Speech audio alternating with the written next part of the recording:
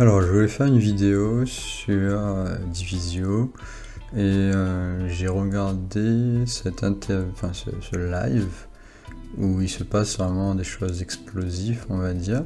Mais je suis pas étonné, moi, dans le sens où dans les familles ou dans les groupes de religion, que ce soit catholique ou peu importe, il y a souvent des conflits en fait, comme ça. Et c'est quelque chose d'assez banal, et pareil dans les vidéos, les commentaires, etc.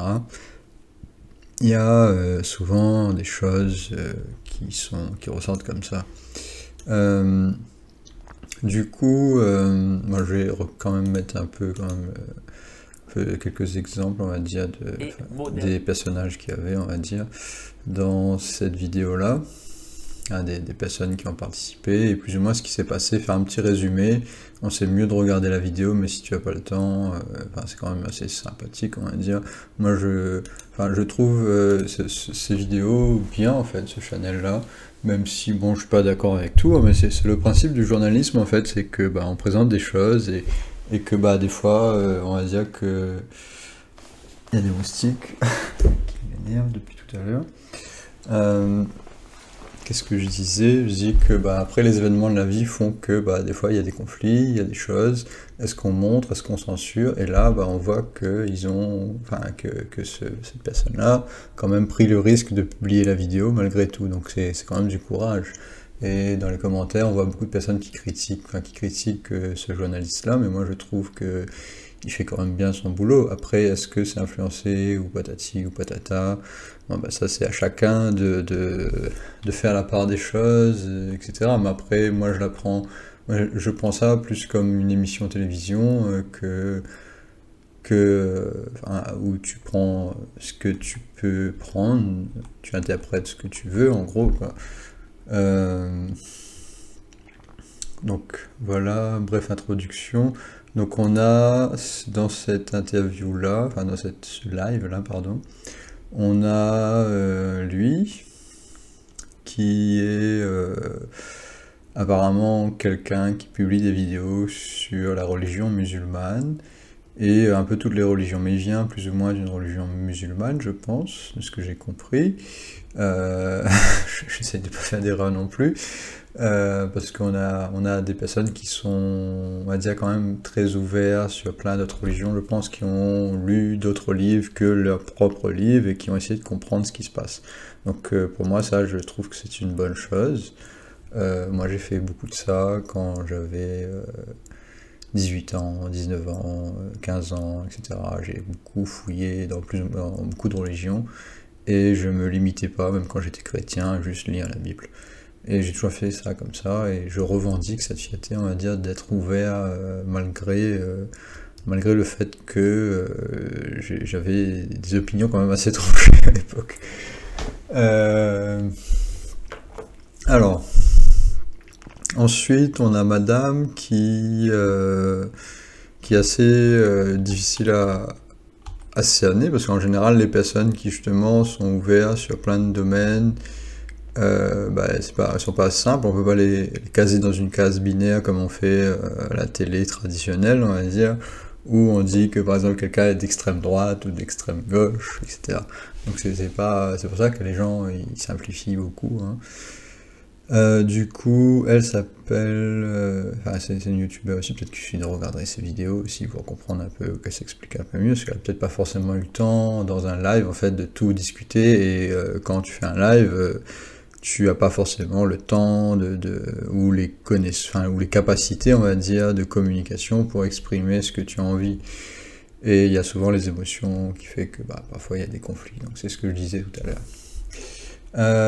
Donc elle a clashé avec Divisio beaucoup, c'était assez marrant, surtout Divisio il a perdu le contrôle totalement de ses émotions, chose qu'il fait quand même assez souvent, mais dans beaucoup de ses vidéos on a Divisio, bon ceux qui ne savent pas qui c'est quelqu'un qui a passé sur beaucoup de chaînes de télévision, notamment sur la chaîne de Cyril Hanouna où il représentait plus ou moins...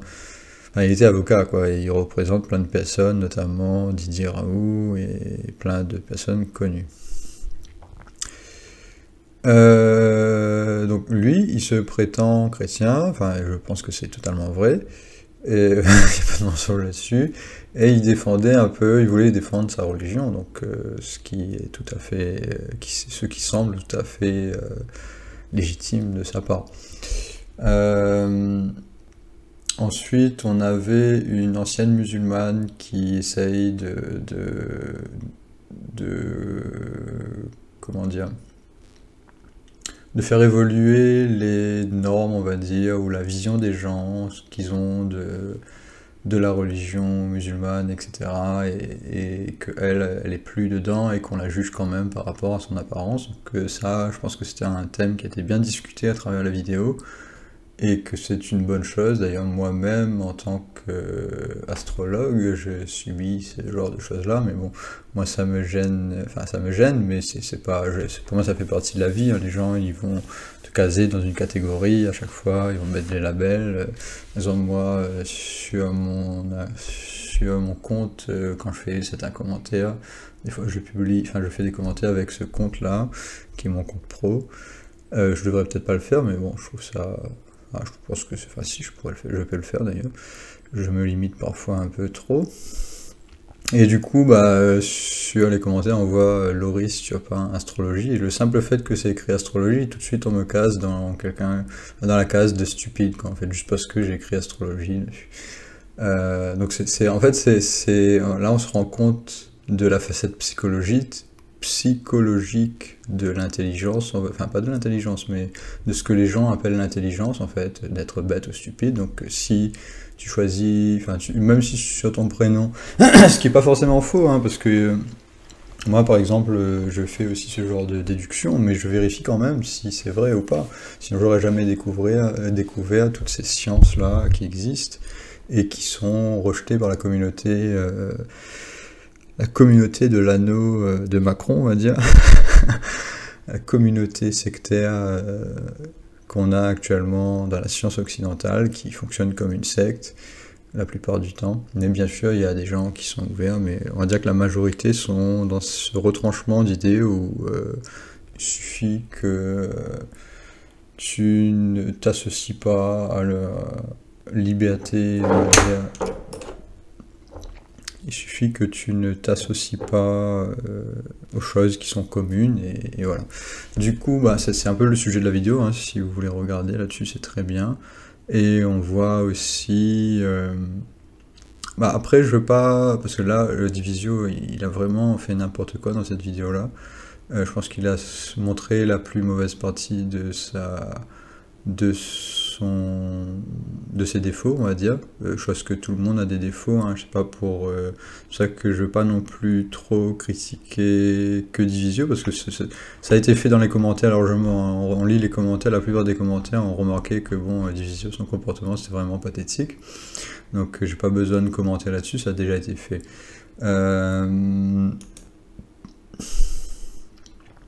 J'ai plus l'image où on voit les 5 personnes en même temps. Du coup, on a aussi le présentateur. Par contre, ça je trouve, après c'est sa personnalité, il montre aussi qui il est, donc je pense que c'est peut-être pas une mauvaise chose. Il y a beaucoup de critiques sur lui par rapport au fait que il est un peu biaisé en fait en tant que journaliste, vu qu'il donne son opinion. Mais je pense que tout journaliste, quand même, on devrait savoir en fait c'est quoi quand même son point de vue. C'est sa manière de voir les choses, en fait, parce que ça nous permet justement de comprendre pourquoi il dit certaines choses, et pourquoi peut-être ces questions, sans s'en rendre compte, sont un peu orientées, parce que il est lui-même, il va pas non plus prétendre qu'il est africain, par exemple, ça c'est complètement débile, ou d'être dans une sorte d'universalité, ce que, par exemple, les journalistes sur les plateaux télé, on sait jamais, en fait, qui ils sont vraiment, et donc on sait pas... si sur la question pourrait être orientée d'une manière à t'influencer, mais sans que ce soit fait de manière, on va dire, directe, parce que la personne est comme ça, c'est son vécu.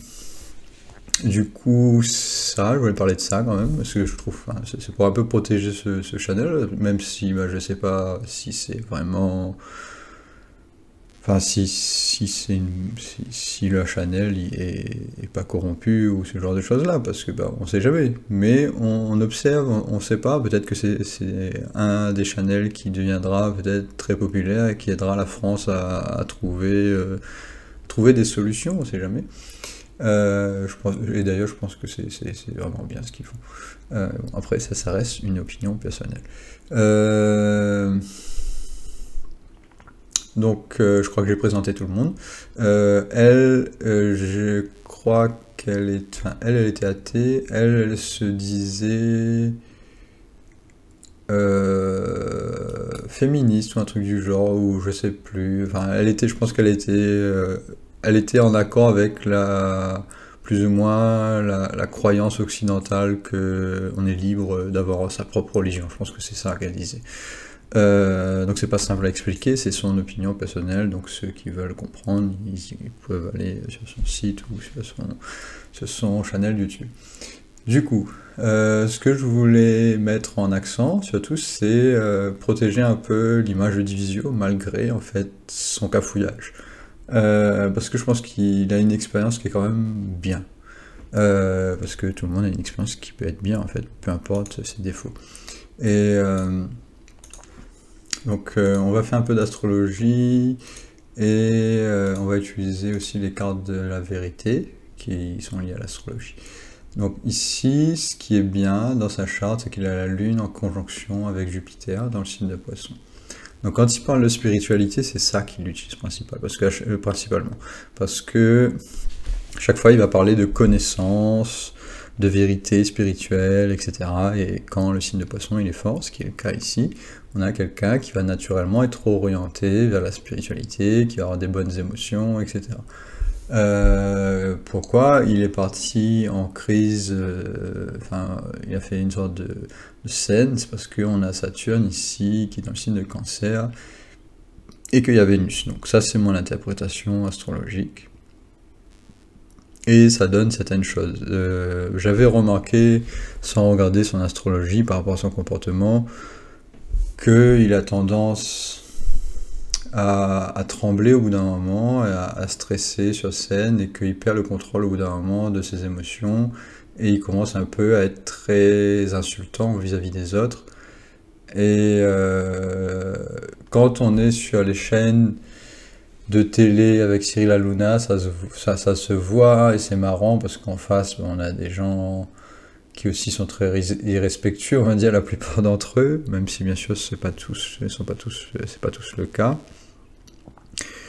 Mais en général, les personnes qui sont pas irrespectueuses, elles vont pas affirmer en fait autant leurs idées, elles vont pas pousser à leur extrême, on va dire, leur influence pour vouloir à tout prix avoir raison, sans écouter ou argumenter de manière saine. Donc la plupart du temps, quand un interlocuteur n'arrive pas à parler parce que l'autre en face il élève la voix parce qu'il va avoir raison, donc ce genre de choses là se produit. Et personne, c'est très difficile, même pour les personnes les plus matures, d'arriver à avoir une discussion saine sans vraiment atteindre l'autre personne. Et Divisio, lui, il a vraiment beaucoup de mal à faire ça. Et ça, je pense que c'est parce qu'il a Vénus aussi, qui est influencé par Saturne, et la Lune aussi d'ailleurs, qui influence Vénus, et Vénus c'est la diplomatie. Et du coup, on a quelqu'un qui a du mal à être doux, qui a du mal à être, qui a du mal à arrondir les bords, on va dire. Arrondir les bords, c'est Vénus, c'est vraiment donner ce côté soft à la conversation. Comme ça, les personnes, quand ils t'écoutent parler, et ben, ça les gêne pas en fait ce que tu dis, même s'ils sont peut-être pas forcément d'accord avec toi, parce que tu exprimes l'idée d'une manière qui est soft et qui n'est pas agressif. C'est l'inverse de l'agressivité Vénus. Donc c'est pour ça que quand on regarde quelqu'un qui est agressif ou qui s'emporte, etc., ou qui perd le contrôle, il y a beaucoup de choses à regarder. C'est pas que... voilà, enfin, c'est ce que j'explique souvent. Par rapport à son expérience spirituelle maintenant, donc on va venir au vif du sujet, je vais faire une petite pause et on va expliquer ça.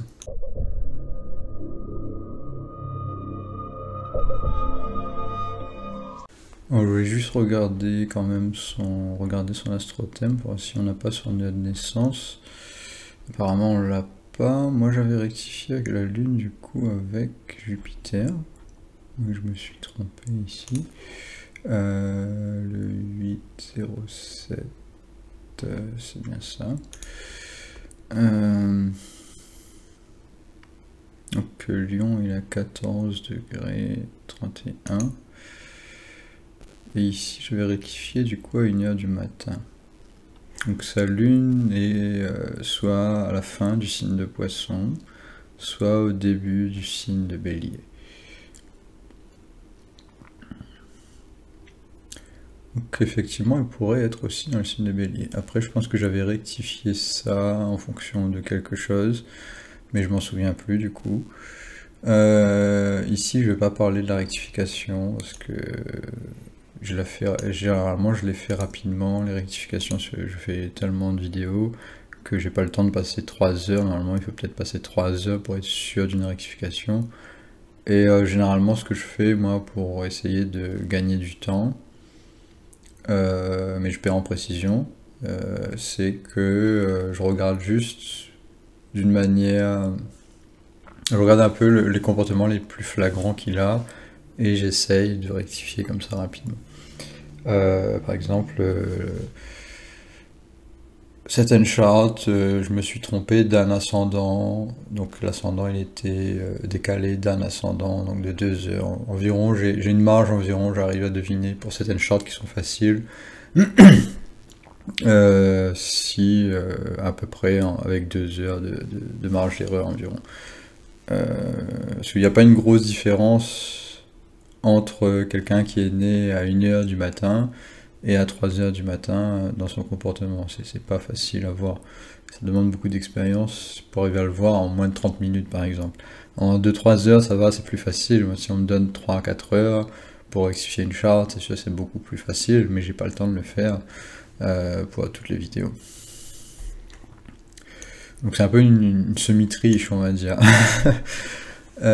Donc ici, on va s'en foutre un peu de la naissance, on fait comme si j'ai pas rectifié cette charte-là. Parce que j'ai pas confiance en ma propre rectification, je me rappelle plus si je l'ai fait rapidement, en 10 minutes, ou 30 minutes, ou 1 heure. Du coup, ici dans le Surya Lagna, qui est la charte avec, quand on regarde juste l'ascendant du soleil, on va dire, ça met le soleil, enfin l'ascendant sur le signe du soleil à chaque fois, et on lit cette charte là de cette manière là. Donc ici on peut voir que par rapport à son soleil, la lune et Jupiter semblent être dans la 8e maison. Et on va regarder d'ailleurs à quel moment ça change le signe, comme ça on a le changement le plus flagrant, c'est vers 8h du matin. Mais par rapport à ce qu'il a dit, on va peut-être regarder ici, d'ailleurs une autre rectification ici, par rapport à l'expérience qu'il a dit, ici ça serait un as de cœur, donc ça serait toujours un côté amour avec beaucoup de travail ici. Donc, est-ce qu'on aurait la lune dans le 10 de carreau, alors que s'il est né plus proche du matin, quand le soleil s'est pas encore levé, donc c'est ça la grosse différence qui fait d'une journée à l'autre, en fait, c'est que le soleil s'est pas encore levé, et du coup on est encore sur l'autre carte d'avant. Dans l'autre carte d'avant, si j'arrive à rectifier, à revenir en arrière correctement, on a la lune et Jupiter, avec Raoult dans le 2 de cœur. Et on a aussi un valet de cœur ici. Et c'est lié à son trauma au niveau des émotions, c'est pour ça qu'il perd le contrôle. Saturne dans Cancer, c'est très difficile en fait pour ces personnes-là d'arriver à gérer leurs émotions, et du coup ils vont perdre le contrôle et ils vont s'emporter. C'est ce qu'on a vu chez Divisio, il n'est pas le seul à avoir ça, hein, c'est pas quelque chose... Hein. Quand je vois les commentaires des personnes qui critiquent ça, il y a beaucoup de personnes qui font ça tous les jours et qui ont du stress intense comme ça, donc si on rejette toutes ces personnes-là, on pourrait rejeter peut-être 10 voire 20%, voire beaucoup plus de la population. Donc... mais il a quand même des bonnes choses dans son astro. On a la lune qui est bien placée, on a le soleil qui est bien placé, on a Mercure, on a Ketu en Gémeaux qui donne cette intelligence-là, et le fait qu'il est avocat, certainement. J'avais vu une personne qui avait... J'avais comment dire... un prof d'hypnose que j'ai étudié avec, qui avait Ketu dans le signe de Vierge, et il y avait beaucoup de choses dans le signe de Poisson qu'il était en train d'apprendre, et du coup il était ancien avocat, et il était devenu prof d'hypnose, et coach on va dire, et il y avait ce côté Poisson qui ressortait, qui lui cherchait du coup.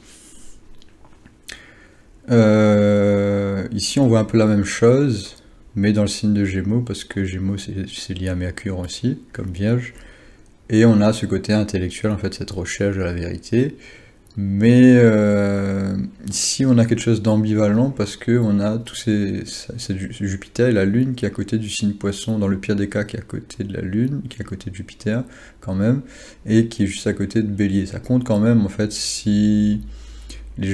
une des manières que je fais de l'astrologie récemment, et j'ai trouvé plein de techniques qui offrent un peu cette manière de penser là, que en fait la naissance spirituellement elle se produit 3 mois avant le moment où la personne a sa première respiration.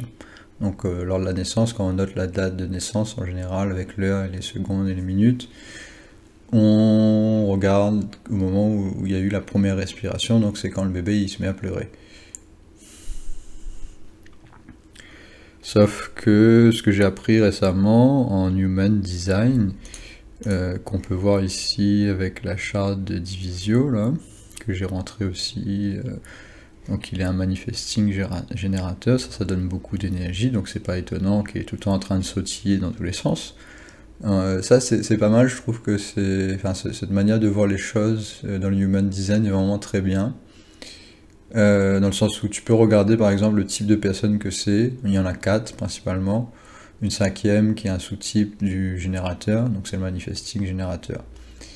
Et on a vraiment des informations très rapidement sur quel genre de comportement on va s'attendre par rapport à l'énergie. Donc l'Human Design va beaucoup expliquer l'énergie de la personne, et dans ce domaine-là, ils sont très bons. C'est rapide, t'as pas besoin de 10 ans de pratique pour comprendre ce genre de détails-là. En 2-3 mois, tu comprends assez facilement.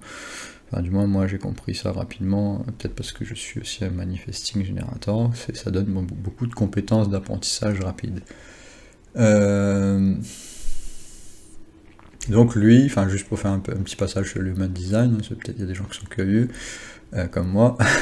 Et du coup, dans l'Human Design, on a ce chakra qui est lié au sacral, on va dire. C'est la manière de voir les choses et de les présenter. Ici, ils appellent ça le body graph, donc c'est pour ça qu'il y a l'image d'un corps à l'arrière. Et donc ça représente l'énergie du sacral. Et c'est ce qui donne beaucoup d'énergie et qui fait que quelqu'un peut être un manifesting générateur s'il y a une connexion avec le côté manifesteur qui vient du signe Gémeaux principalement et de quelques autres signes, mais principalement la plupart de ces gates, ils appellent ça des portes, des gates en anglais, portes en français, ou des portails. Et ces portes-là tombent la plupart du temps dans le signe de Gémeaux, et on peut vérifier ça en fait parce que en Human Design, en fait, il y a 2 chartes en Human Design. Il y a la charte principale, donc celle qu'on connaît ici, et on a une charte, donc l'autre charte, il faut utiliser un logiciel, on va dire, pour la voir. On va faire Change Astrological Time et on enlève 3 mois et on rajoute 2 jours, donc ça va faire moins 88 degrés du soleil. Donc ici on va voir le soleil se déplacer dans le signe de Taureau.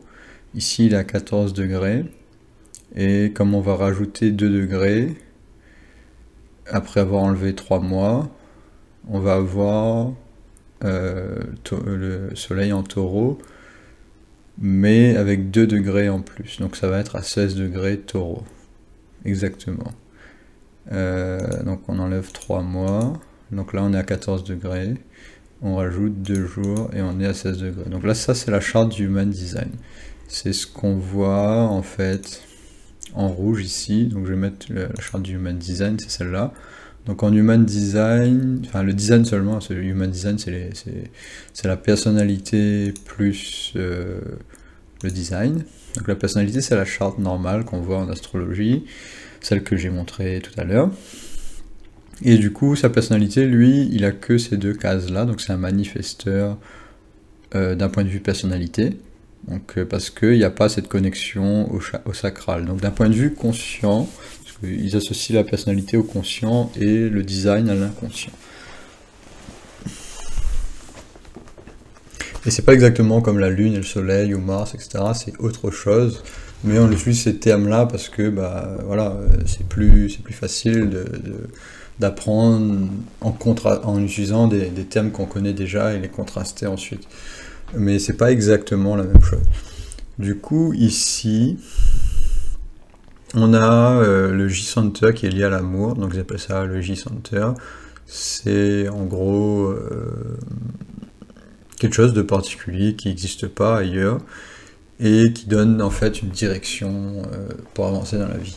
Ici, on voit qu'il a le 7, donc c'est le soleil qui est là, et son soleil, il était en Lion, je crois, donc ça c'est ce côté leader en fait. Donc c'est un très bon leader.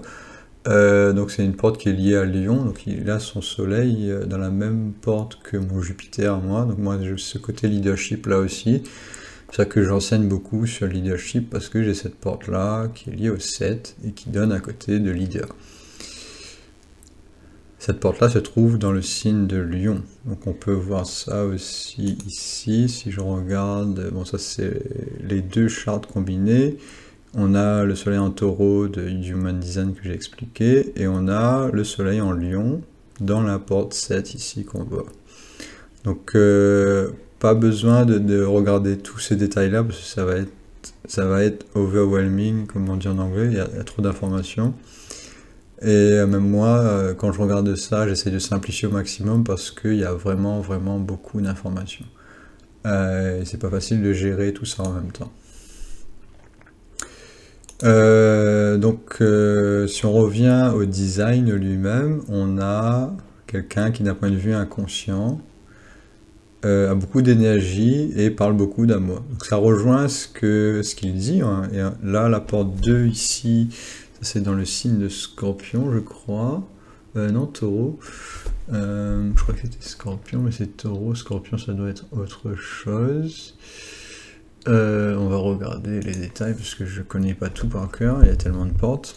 C'est dans le signe de Taureau, oui c'est le côté, c'est le chiffre 2 du coup, qui ressort dans les cartes de la vérité. Donc ici ça ressort, bon là c'est pas la bonne charte, faut que je reviens, merde. Ça a fonctionné, et on le voyait pas. On va revenir à 14 degrés du soleil et on va regarder The Card of Truth. Ici on a le 2 de cœur, la lune dans le 2 de cœur, mais il a aussi le soleil en Human Design dans une porte qui est liée au 2. Donc on a vraiment beaucoup de connexions. Le chiffre 2 est lié à la connexion, le 2 de cœur est lié à la connexion spirituelle parce que en plus ça se passe dans le signe de Poisson qui est lié à la spiritualité. Donc quand il fait son témoignage Divisio, je pense qu'il parle vraiment de son expérience, parce que moi quand j'ai regardé le début de l'interview, j'avais sa charte astrologique et je regardais cette conjonction la Lune et Jupiter que j'adore, ça donne vraiment beaucoup de spiritualité et c'est quelque chose que j'essaye d'apprendre parce que je ne l'ai pas forcément non plus enfin j'ai pas cette conjonction de la Lune et Jupiter. Et ça donne beaucoup d'ouverture spirituelle. Que c'est quelque chose que j'admire beaucoup. Mais c'est refusé actuellement dans la science ou dans le côté occidental, ils ont du mal à accepter ça parce que c'est quelque chose de totalement subjectif. Et pour vérifier, bah, soit il faut vivre avec la personne, soit, enfin vivre avec la personne pendant environ une semaine, la fréquenter, on va dire pas vivre avec la personne, mais fréquenter un peu la personne pour la comprendre vraiment. Et même ça, c'est vraiment quelque chose qui est émotionnel et qui se comprend pas forcément. Sachant que lui, il a beaucoup d'énergie. Si on regarde les cartes ici, on a le valet de cœur et le 2 de cœur. Dans le valet de cœur, cette carte-là ressemble un peu à la définition qu'on a du manifesting generator. D'ailleurs, moi, j'ai le soleil dans cette carte-là, dans le valet de cœur. Et moi, avant que j'avais compris le Human Design, j'associais mon immense énergie, ma créativité à cette carte-là. Parce que ça paraissait logique que ça venait de là, parce que ça ressemble beaucoup à quelqu'un qui est créatif, qui aime bien parler de ses idées, et qui a un peu ce côté un peu amoureux de la vie, qui est tout le temps, qui a souvent un sourire sur son visage, ou qui est content, même quand les choses sont au pire quand les événements se manifestent pas selon nos envies, on va dire. Donc ça donne un peu ce côté-là, vraiment... je sais pas comment expliquer ça. Mais du coup, lui, il a Saturne ici qui gêne cette carte-là. Donc il a du mal quand même avec ça, même s'il a le 2 de cœur ici. Et il a Rahu aussi sur le 2 de cœur. Rahu, ça donne des passions dans le domaine où... Enfin, des passions inconscientes ou des envies d'apprendre dans ce domaine-là parce que la personne en général, est plus canalisée sur son Ketu.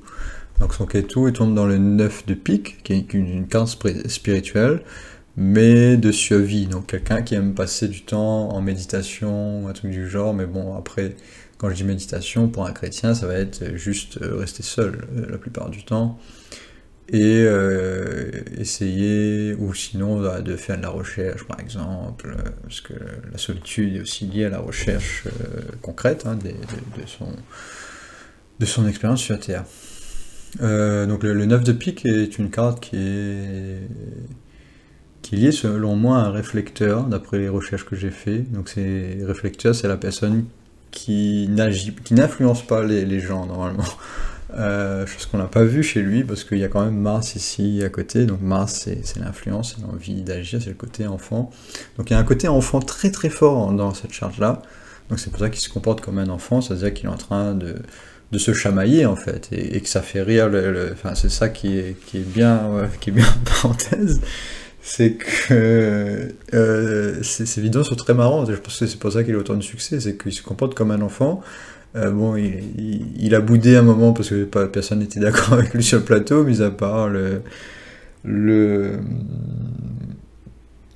journaliste, on va dire, mais le journaliste, bon, il devait quand même rester un peu neutre, c'est chose qu'il a quand même réussi à faire, parce que il était pas d'accord avec Divisio, enfin, il est resté neutre quand même si il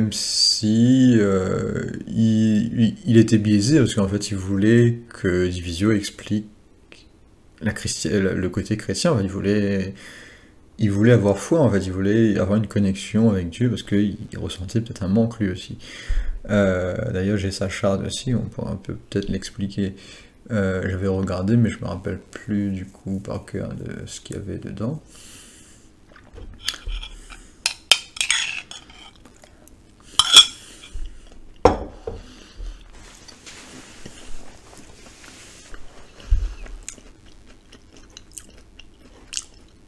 Donc si on revient sur l'Human Design en astrologie, si vous n'arrivez pas à comprendre ce que je dis, si vous avez si c'est un peu confus pour vous, c'est parce que j'explique 3 systèmes différents. Donc c'est pas grave si vous comprenez pas ce que je dis, ça prend vraiment pas mal de temps pour arriver à maîtriser juste un système. Et là, j'utilise les cartes, donc c'est lié à la cartomancie. J'utilise de l'astrologie. j'utilise Human Design, et j'utilise de l'Human Design à l'intérieur de l'astrologie. Donc il y a 5 choses différentes que j'utilise en même temps. Donc là on va faire de l'Human Design avec une charte astrologique. Donc c'est ce que j'ai fait tout à l'heure, ce que j'ai montré tout à l'heure. On enlève 3 mois. Donc ça c'est des mois astrologiques, donc c'est 90 degrés du soleil qu'on enlève, donc c'est pour ça que c'est dans le signe de Taureau maintenant, et on rajoute 2 degrés comme j'ai dit tout à l'heure. Donc là on a le soleil dans le signe de Taureau, donc ça c'est sa partie inconsciente, et là il y a une pleine lune dans le signe de Scorpion, qui est pas trop loin de Raoult d'ailleurs, donc ça explique aussi son côté un peu foufou on va dire, parce que plus la lune se rapproche de Raoult, plus la personne a du mal à comprendre ses émotions, et elle est en cours d'apprentissage en fait avec ses émotions, elle a du mal, et du coup elle est tout le temps en train d'exprimer ses émotions, mais d'une manière un peu, ils disent ça shallow en anglais, donc un peu immature, un peu comme un bébé qui essaye de comprendre en fait ses émotions en les exprimant trop au début, ou d'une manière maladroite en fait. Ici on a, donc ça c'est parce qu'il y a Raoult qui est pas trop loin, qui est dans le 2e signe à côté de Scorpion. Donc moi quand je fais l'astrologie de quelqu'un, je regarde pas juste par exemple la lune en Scorpion. S'il y a Saturne à côté ici en Balance, ça va changer totalement la donne, et du coup on regarde vraiment les relations entre signes. Par exemple ici on a le soleil en Taureau, et on voit qu'on a cette amas de planètes là. D'ailleurs on peut compter ici 1, 2, 3, 4, 5, on voit que ces planètes là sont étalées sur 5 signes, alors que si on regarde à l'opposé ici, on n'a rien. Donc on a un vide, on a un flou juridique, on va dire, on va plaisanter un peu, on a ce sorte de flou juridique là où il a peu de compétences avec ces signes là, ou cette partie de l'astrologie là. Donc ça, pour faire une rectification en Human Design, moi ce que je ferais, quand je vois cet amas de planètes là, j'essaierai de deviner en fait Ketu, là où il va utiliser le plus, ce qu'il va utiliser le plus, dans quelle maison ça tombe. Et vu qu'il allait à plus ou moins solitaire, j'aurais tendance à dire que ce Ketu là, enfin solitaire, il faut avoir une sorte de biographie un peu de la personne, ou regarder plusieurs vidéos et remarquer en fait qu'est-ce qu'elle fait tout le temps, dans quel type d'environnement elle est qu'elle est par exemple en train de travailler ou d'expliquer des choses d'une manière parentale, ce qui ne semble pas le faire trop ça d'ailleurs, c'est plus dans le côté enfant en train de se chamailler. Donc j'aurais plus tendance à croire que ces planètes sont proches de la 4e maison par exemple, à l'inverse de la 10e maison. Après on a un côté social très fort chez lui, parce qu'il est tout le temps en train d'être soit sur des émissions télé, soit sur géopolitique. Après ça dépend de la part de la quantité enfin j'ai pas analysé vraiment dans les détails, mais il semble aussi faire beaucoup de voyages entre les États-Unis et la France. Donc ça augmente le côté social encore un peu. Sachant que c'est quand même dans le signe de Gémeaux, donc Gémeaux c'est associé aux échanges. Donc il y a déjà ce côté social quand même très fort chez Gémeaux. Donc c'est peut-être que Gémeaux, c'est peut-être pas la 7e maison par exemple qui donne ce côté enfantin pour un homme.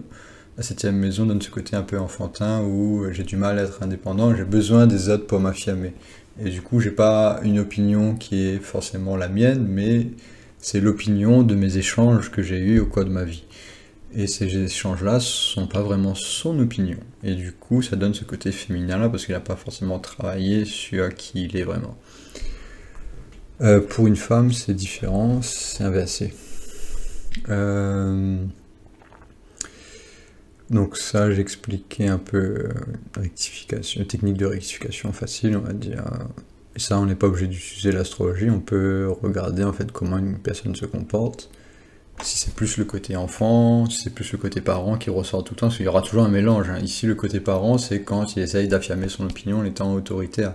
C'est parce que son Saturne est dans le signe de Cancer, ici, il y a Mars en plus, donc ça donne de la friction. Ça donne une personne qui a du mal à utiliser son Mars parce que c'est en conjonction avec Saturne. Mars, c'est l'envie d'activité. Donc l'envie d'activité, elle n'est pas satisfaite, et du coup, ça donne de la frustration. Ce qu'on voit sur scène ici. On peut expliquer ça comme ça, dans cette charte ici. Après, le côté de taureau, je le vois pas trop chez lui, hein. Ici, c'est dans le nakshatra de Bharani. Mais si on regarde dans Human Design, on voit que c'est dans le chiffre 2 ici. Donc ça donne un côté émotionnel aussi, malgré tout. Sachant que le soleil, il n'est pas très fort dans le signe de taureau. Contrairement au signe de lion. Donc ça, c'est de manière inconsciente. Donc lui, il s'en rend pas compte de ça, hein. Ce qui fait consciemment, c'est plus le rôle de leader. Donc on a une contradiction entre sa capacité leadership d'un point de vue conscient, et d'un point de vue inconscient, il perd le contrôle, et il est émotionnel, et il se comporte comme un enfant. Donc on peut aussi ici utiliser cette symbolique-là que j'ai vue dans son comportement. Après, ici, on voit que la Lune, elle est... Ça, c'est sa Lune normale, je crois, oui. Et on a Vénus ici. Donc, il y a beaucoup de planètes dans le J-Center, qui est lié à l'amour. Donc, ça explique aussi ici son côté amoureux de la vie. Parce que quand il parle de sa femme, il dit oui, bah, j'adore ma femme, ça a été une expérience spirituelle d'aimer ma femme, etc. Donc je pense qu'il a raison là-dessus, dans le sens où il a cette capacité très forte ici. Mais elle n'est pas parfaite, parce que bah, y a des choses autour, il y a des traumas, par exemple dans le signe de Cancer ici. Ici on voit Saturne, la planète rouge ici, c'est le design. Et ici c'est sa personnalité, donc la charte normale.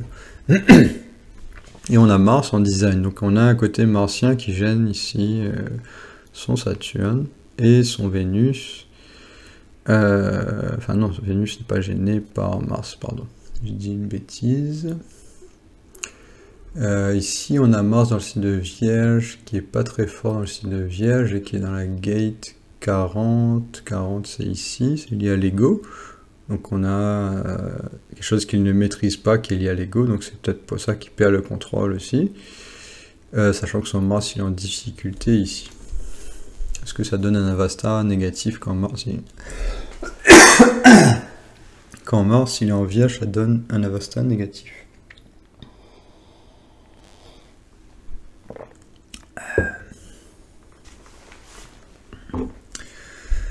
Alors... Et après, on a sa lune en inconscient, qui est en scorpion, qui est proche de sa débilitation, qui est dans la gate 14, ici, la gate 14, c'est là. Je me rappelle plus de sa définition. Je vais pas regarder du coup, parce que ça prendrait trop de temps. Enfin, pas forcément trop de temps, mais voilà. On va éviter de trop rentrer dans les détails. Ensuite, ici, on a en poisson, ça je pense que c'est Jupiter ou sa lune. En poisson, la lune ici qui est dans le signe de 30, enfin, qui est dans la gate 36.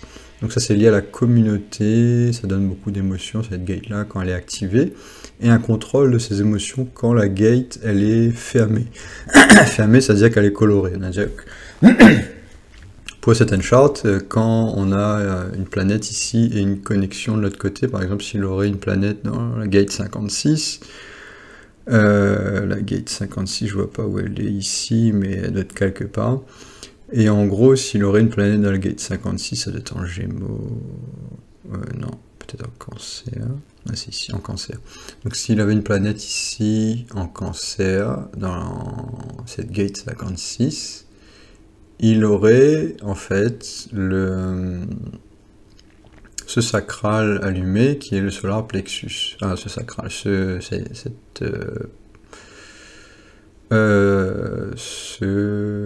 chakra allumé, pardon. Et du coup, quand ce chakra il est allumé, c'est le solar plexus, ça donne beaucoup d'émotions, et quelqu'un qui arrive à gérer ces émotions-là, et du coup qui arrive à être un peu diplomate avec ces émotions, en fait, qui arrive à influencer les autres, et qui arrive à contrôler ces émotions. Donc ici, en Human Design, on revoit encore cette cette non-capacité en fait à contrôler ses émotions et à avoir en fait de l'influence émotionnelle stable. Parce que quand on a cette gate ouverte, on va apprécier le côté émotionnel, mais on va pas avoir cette capacité-là de gérer constamment ou d'être tout le temps par exemple en train de chanter. Je vois souvent des personnes en fait qui ont cette gate allumée, ils aiment bien le chant par exemple. Ils aiment bien ce qui est émotionnel, ils sont constamment en train de faire ça, et c'est quelque chose qu'ils maîtrisent en fait. Ils n'ont pas besoin d'avoir cette demande, en fait, cette reconnaissance émotionnelle, parce que bah, ça fait partie d'eux en fait, c'est tous les jours c'est là. Et du coup les gens le remarquent, et ils n'ont pas besoin en fait de forcer leurs émotions, parce que bah, les gens viennent vers eux pour ça en fait. Parce que pour ceux qui n'ont pas ouvert, qui ça a ouvert, hein, qui n'ont pas ça, comment dire, activé, pardon, et ben ils vont trouver ça extraordinaire. Mais ils vont s'en foutre un peu parce que c'est pas qui ils sont en fait. Donc ils vont pas montrer leurs émotions, ils vont pas être là-dedans. Mais ils vont trouver ça beau, admiratif, et ça va en quelque sorte les revigorer. Parce que bah, c'est pas une énergie qui est constamment là. Mais ils vont. Enfin, c'est un plus ou un négatif. Ça s'équilibre en fait, on va dire. C'est-à-dire que bah, comme tu as pas beaucoup ça, quand tu vois ça, bah, tu es content. La personne qui a ça constamment, elle s'en tape parce que bah, c'est là en fait, il n'y a pas besoin de le prouver. Les personnes qui ont besoin de prouver qui sont émotionnelles, c'est des personnes qui n'ont pas leurs émotions, sinon ils ne seraient pas en train de le prouver, ou essayer de le prouver. Bon, après, il peut y avoir des nuances, même si la gate elle est ouverte, fermée par exemple, enfin activée, pardon. Et ben on peut avoir quand même des nuances ou des personnes qui ne maîtrisent pas quand même leurs émotions, parce qu'on a quand même l'astrologie qui joue. Donc si par exemple la Lune est à côté de Saturne, on a un trauma avec la Lune, donc c'est des personnes qui ont beaucoup d'émotions, mais elles sont traumatisées en même temps. Donc par exemple, si on aurait Saturne avec la Lune, ce qui est le cas ici, quelque part, parce que Saturne est dans le signe de la Lune, donc ça donne ce trauma émotionnel, un peu comme une conjonction, et qui fait que ces personnes-là, elles sont un peu dépressives émotionnellement. Dans son cas, lui, enfin, c'est pas forcément empiré parce que je pense qu'il va s'en foutre. C'est ce qu'il dit souvent dans ses phrases. D'ailleurs, il dit je m'en fous à chaque fois. Peut-être pas en mode fait pitié, mais en mode je fais pitié, mais en mode je m'en tape quoi. Je m'en fous de ce que tu penses, qu'en gros, ça m'intéresse pas. Donc quand quelqu'un a pas ce côté émotionnel là ouvert, il va pas écouter les autres, il va pas chercher à comprendre ce que les autres ressentent, parce que c'est pas lié à son vécu. Donc si on revient par rapport à ce que j'ai dit au début, si on revient sur sa charte principale, on a vraiment beaucoup de choses qu'on peut trouver à travers toutes ces techniques-là. On a ce côté spirituel qui est très fort, un Jupiter avec la Lune, qui fait qu'il, naturellement, il a cette connexion spirituelle-là, qu'il exprime à travers son témoignage.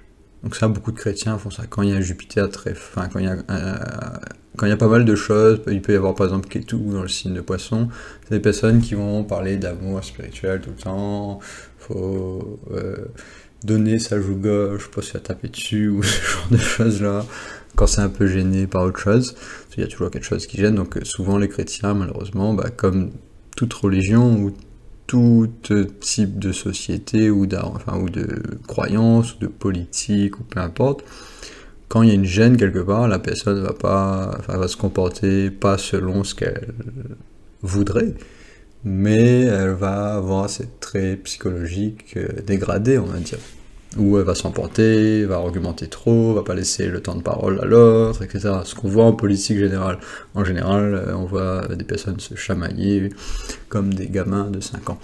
Notamment dû au fait que le signe de Poisson, il est lié aussi à un côté enfant, parce que c'est Jupiter. Jupiter, c'est ce qui donne la créativité adulte.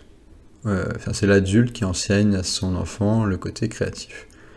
Donc il a un côté d'enseignant individuel, mais autour on a des choses qui le gênent. Donc il s'emporte et il part dans tous les sens. Et donc il va même se faire passer pour quelqu'un qui est, enfin selon les commentaires, quand on voit les commentaires de la vidéo, on a beaucoup de commentaires de personnes qui disent qu'il est anti-féministe ou anti-femme, ou qu'il est, enfin le terme, je sais plus comment ça s'appelle, le terme de quelqu'un qui, une femme, un homme qui déteste une femme. Donc c'est contradictoire ici, et c'est ce qu'on voit dans sa charte, c'est-à-dire qu'on a un côté de lover, de quelqu'un qui aime sa femme, parce que Jupiter représente aussi sa capacité à aimer sa femme, mais aussi par rapport au fait que tu t'aimes toi-même spirituellement, ce qui est le cas ici.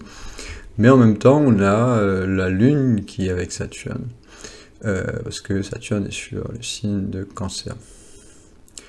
Et j'ai dit aussi que tout à l'heure, Saturne influence Vénus, et on a Vénus qui a moins 268 ici, notamment parce que Vénus est dans le signe de la Lune. Donc Vénus sur le signe de la Lune, pareil, ça donne quelqu'un qui s'imagine qu'en se connectant à l'amour d'une manière extérieure, va réussir à trouver l'amour intérieur, ce qui est faux.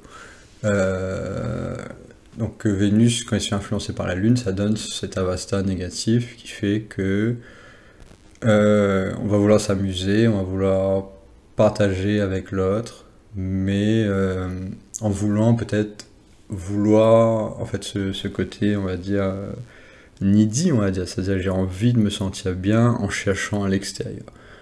Et donc ça peut être les plaisirs de la vie, ça peut être avoir une relation, ça peut être aussi ce côté amour que les gens disent, mais qui ne vient pas de l'intérieur. Donc quand c'est par exemple le J-Center, quand j'expliquais l'Human Design tout à l'heure, J-Center, ça explique en gros que cet amour-là, il est en toi.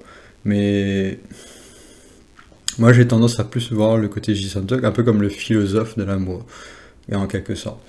Parce que c'est pas exactement les émotions, c'est pas la même chose que le sacral, enfin le solar plexus, que j'ai expliqué tout à l'heure.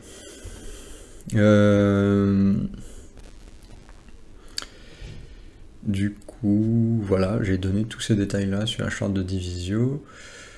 Je devais faire une vidéo sur les Vargas, donc on peut rajouter aussi les Vargas astrologiques, mais là ça va faire trop d'informations, je pense.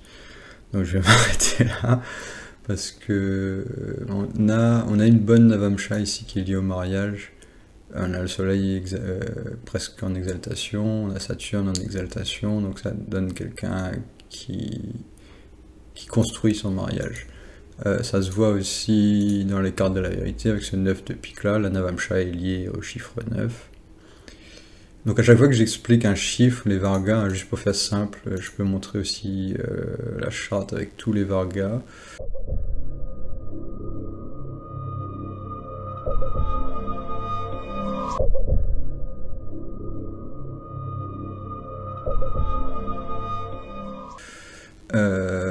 Qui est ici.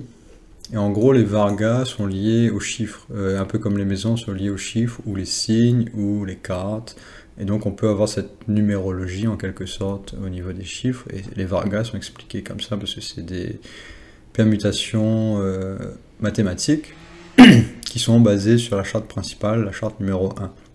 Donc par exemple ici, c'est la division 2 qui s'appelle Aura, et donc ici on voit le soleil qui est dans le même signe parce qu'il n'est pas encore 15 degrés, parce qu'on divise en 2. Donc c'est une division par 2, on voit ici que le soleil est la fin du signe dans le signe de Lion. Si on regarde dans la Drekena qui est division par 3, on a le soleil en Sagittaire, donc on n'a plus le même signe. Et ça c'est par rapport au degré du soleil. Donc quelqu'un qui a 14 degrés, par exemple quelqu'un qui est né proche, parce que les mois sont un peu décalés par rapport au degré du soleil, c'est pour ça que ici j'ai Astrological Time et Birth Time qui sont différents. Le birth time, c'est les heures normales qu'on a, qui sont utilisées communément, et the astrological time, c'est en gros les degrés du soleil. C'est basé sur les degrés du soleil ou les degrés de la lune, etc.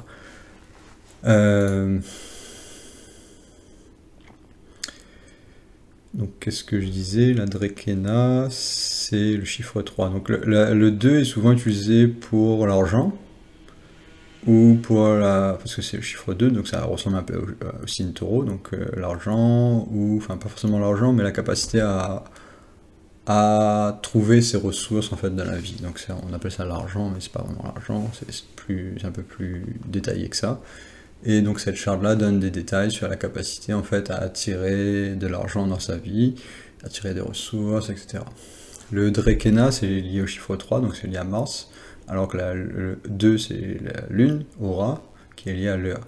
L'ascendant, on pourrait dire que c'est 2 heures, ou l'appeler ça la charte de 2 heures. Ici, la charte de 1 heure, et ensuite, on divise un peu plus à chaque fois, donc j'ai pas tous les calculs en tête. Donc la Drekena, c'est divisé par 3. Ensuite, on a la Chatur Shamsa, qui est la division 4. Je me rappelais plus exactement du nom, c'est un peu plus difficile à prononcer en français. Donc la Chatur Shamsa, c'est lié à la chiffre 4, donc la stabilité émotionnelle, la maison, les véhicules, etc.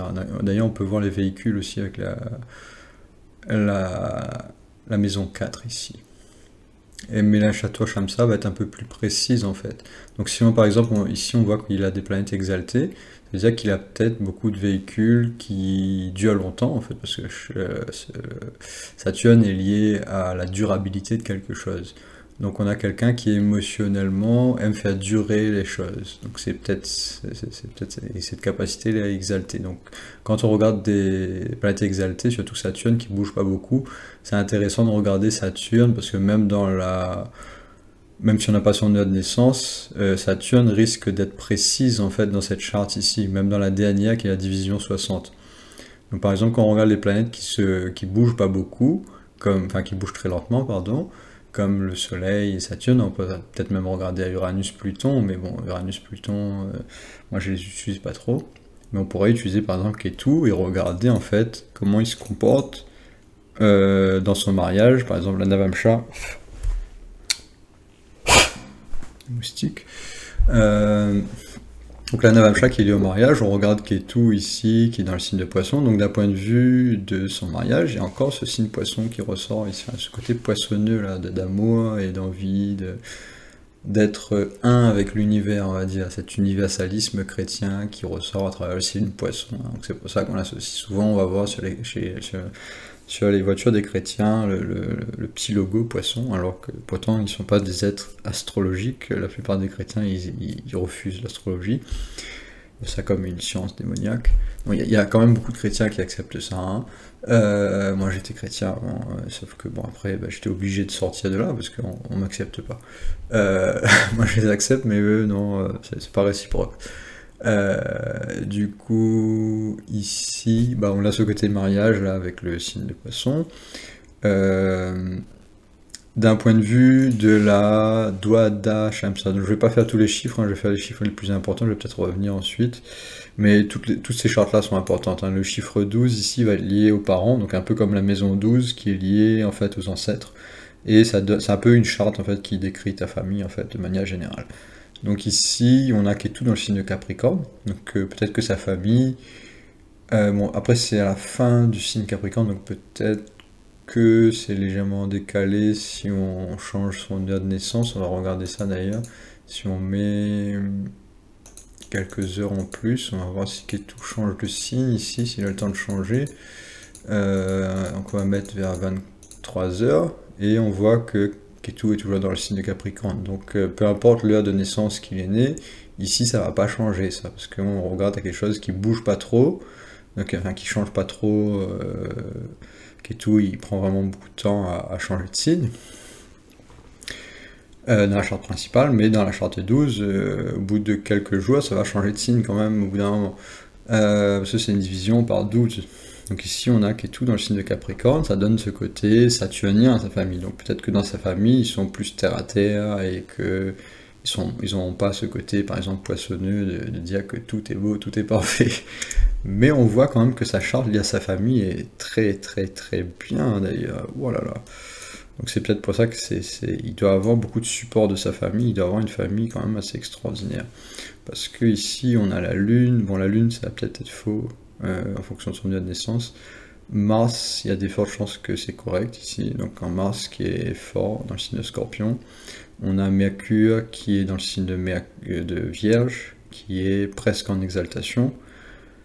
Donc si on revient par exemple au début de la journée, est-ce que Miyake va changer de signe? Donc il y a des chances que s'il est né le matin comme ce que je pense, il y a plus de chances, il y a plus de force, plus de chances que qu'il est né le matin, d'après ce que j'ai vu, avec une petite rectification, on va dire, intuitionnelle, que son Miyake du coup serait en exaltation dans la Dwata Shamsa, qui est lié aux parents. Donc il a une très bonne charte aux parents, donc ça veut dire qu'il a des parents qui sont très éduqués d'un point de vue Miyake, donc c'est la recherche de la vérité, c'est le Sherlock Holmes, donc c'est peut-être pour ça qu'il a cette facilité à être un avocat. Peut-être que dans sa famille, il y a des liens avec cette capacité-là vraiment de ranger, de classifier les choses de manière ordonnée et tout ça. Donc ce côté mercurien très fort. Quand tu as une planète exaltée, moi par exemple j'ai le soleil en exaltation dans la Dwadashamsha, et dans ma famille il y a toujours eu ce côté leadership très présent, ce côté de noblesse qui ressort. Et en fait toutes les chartes qui sont dans tous les Vargas, on peut les utiliser pour toi principalement, même si ça va refléter ta famille. Mais par exemple, si tu as le soleil en exaltation, ça peut te donner à côté. Regardez la description ici du soleil, parce que ça ressemble à mon apparence du coup. Est-ce que je peux cliquer là-dessus ici? Non. Dans l'écran principal, si je clique sur le soleil, on a la sutra en fait védique qui décrit le soleil, l'apparence du soleil. Donc on dit qu'il a les yeux jaunes, donc les yeux de miel on pourrait dire, l'apparence de miel dans les yeux, donc c'est ce côté humble ou ce côté de noblesse du soleil en fait. Ça peut donner des yeux clairs en fait quand le soleil il est exalté. Et ça donne ce côté carré aussi, le visage carré. Donc les personnes par exemple dans la charte principale, quand le soleil est sur l'ascendant, souvent ça va donner ce visage carré. Donc par exemple quand tu vois le visage de quelqu'un et que tu vois que c'est vraiment très très carré, mais même si c'est pas totalement carré, mais plus ça va être carré, plus il va y avoir de chances qu'il y ait un soleil sur l'ascendant par exemple. Mais ça peut être aussi sur une sous-charte en fait, par exemple la charte qui est la 12 ici, si par exemple il aurait le soleil en exaltation ici, ça peut donner ça, tu vois, à sa famille ou l'ensemble de sa famille, ou plus lui si c'est son ascendant, parce que même dans la Dwadashamsa, j'arrive plus à le prononcer, l'ascendant de cette charte-là va refléter plus la personne, l'individu en lui-même, mais on pourrait dire que c'est l'ascendant de la famille en quelque sorte. Donc ça pourrait donner une famille par exemple qui est liée à la noblesse, parce que le soleil est lié au caractère noble, mais la noblesse du roi, pas la noblesse qu'on a associé à des choses malsaines. Ça donne des gens qui sont très... un peu comme Jon Snow dans Game of Thrones, c'est-à-dire que c'est celui qui est tellement fort au niveau de sa confiance en soi qu'il va jamais il aura tellement de confiance en lui qu'il va pas aller vers quelque chose qui n'est pas lié à son dharma. Le soleil, c'est le dharma. D'ailleurs, on peut peut-être voir ici dans les descriptions, on a Rama ici, si on lit les récits de Rama, on va voir ce côté solaire.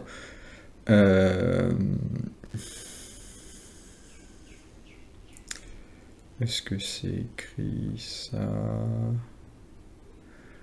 Non, c'est pas écrit Dharma, mais ça ressort à travers la symbolique. Peut-être que j'ai pas le temps de lire tout, mais bon.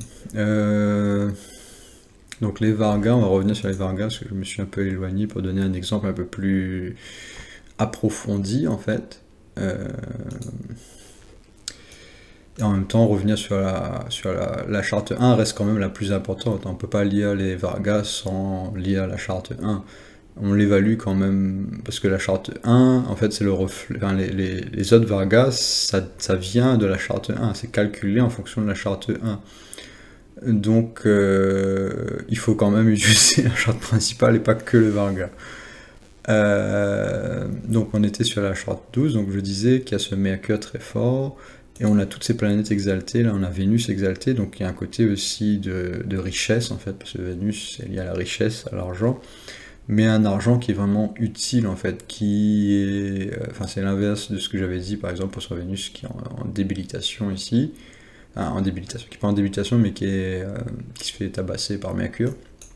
Ici son Vénus est très fort, donc on a au contraire dans sa famille une famille de personnes qui sont très plaisants et qui sont très matures, parce que c'est lié à un adulte, Vénus, donc c'est la maturité de l'adulte qui grandit et qui est artistique ou qui fait des métiers, qui grandit rapidement en fait, qui arrive à faire des métiers où ils sont en fait peut-être des médecins ou des personnes qui sont liées à la nature et qui aident en fait à trouver des remèdes de vie en fait facilement et qui du coup peuvent utiliser ses capacités d'adulte en conseillant les autres, en leur donnant des conseils, et du coup ces conseils-là, en échange, ils reçoivent de l'argent ou des services. Donc Vénus, c'est lié à ce service rendu qui est équilibré, qui fait d'une manière saine. Donc ça veut dire que dans sa famille, il y a peut-être beaucoup ça qui ressort, malgré que son Vénus, ici, il est en débilitation, qui est faible. Donc on peut avoir les sous-nuances en fait d'un comportement. Bon, ça je sais pas, hein, je connais pas sa famille, mais c'est peut-être ceux qui connaissent sa famille vont voir ça chez eux. Par exemple, on va venir sur la Saptamsha ici. Saptamsha est lié au chiffre 7, donc la maison 7, ça peut être Saturne aussi, parce que c'est lié à la 7e planète. Et Jupiter est très important dans cette charte-là. Jupiter ici, il est très fort, donc ça c'est bien. Mais Saturne, il est en débilitation, donc ça c'est pas bien du tout. Donc ça montre aussi ce côté agressif. D'ailleurs, on a un Avasta qui est pas top ici, parce qu'on a Mars en Bélier dans le signe à côté de Saturne avec Rahu, donc cette combinaison-là, elle est pas top. Donc il y a de la peur, il y a de l'agressivité ici, mal placée. Même si Mars il est quand même pas mal ici. Mars il est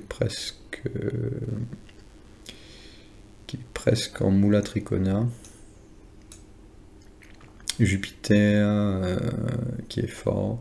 Donc ça donne de la combativité, je trouve, dans l'argumentation.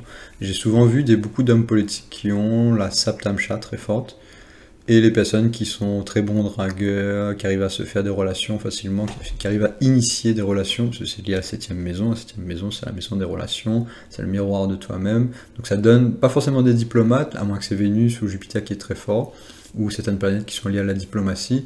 Mais en général, j'ai trouvé qu'ils sont ils ont beaucoup de combativité en fait, et ça peut donner des personnes qui aiment la guerre aussi, qui sont capables d'être des guerriers en fait, au moment d'une guerre. Donc il y a cette combativité de l'ennemi, parce que la 7e maison représente la rivalité, ça représente ta femme, et donc par exemple si ça représente une partie de ta femme, pas que ta femme, mais ça représente ta relation avec les autres, donc ta femme aussi. Et donc si tu as cette combativité-là, tu arrives à prendre ce que tu veux, tout en étant diplomate, si Saturne n'est pas en difficulté, comme ce qui est le cas ici. En fonction bien sûr des planètes et de leur symbolique. Donc on peut passer en fait des heures et des heures juste à parler de la Saptamsha par exemple. Et en général, on a tendance à dire que la Saptamsha est plus importante pour une femme que pour un homme, et que la Navamsha est plus importante pour un homme que pour une femme. Et si les deux sont bien, c'est encore mieux.